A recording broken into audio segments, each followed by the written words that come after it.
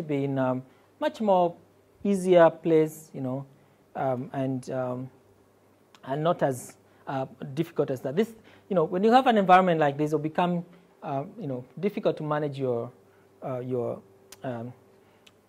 environment, and you can really have good reproducibility, or actually you actually don't even have reproducibility at all. So Conda has some limitations, and you know, it's because of the dependency resolution between different platforms. Yeah, so you know, you have things like you know, Windows, you got Mac, you got Linux, multiple distributions of Linux, and therefore, even when you think about, you know, isolating those environments, most often the tools that you need to resolve your dependencies or to install those tools can be different depending on the environment. Okay, and the environments are not inherently a closed platform. Okay, so there's still some differences. Okay, so it doesn't necessarily solve the works on my machine problem.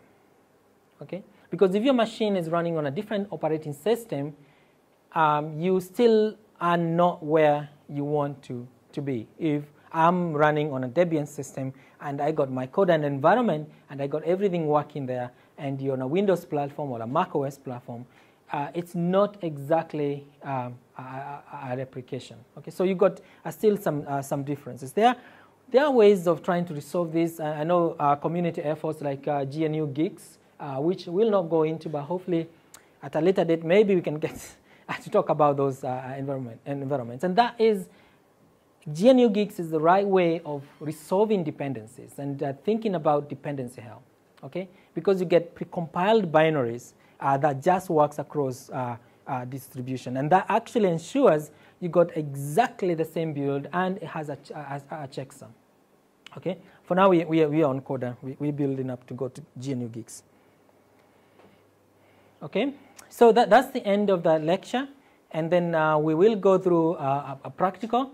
And the idea here was to be conversant with the Conda, to set it up on our environment, then to use our Conda command and our Conda environment to install Mamba, and then to use Mamba to install a package in the base environment, and then use Mamba to create a new environment and install software on it, and then install software into an existing environment, and install software from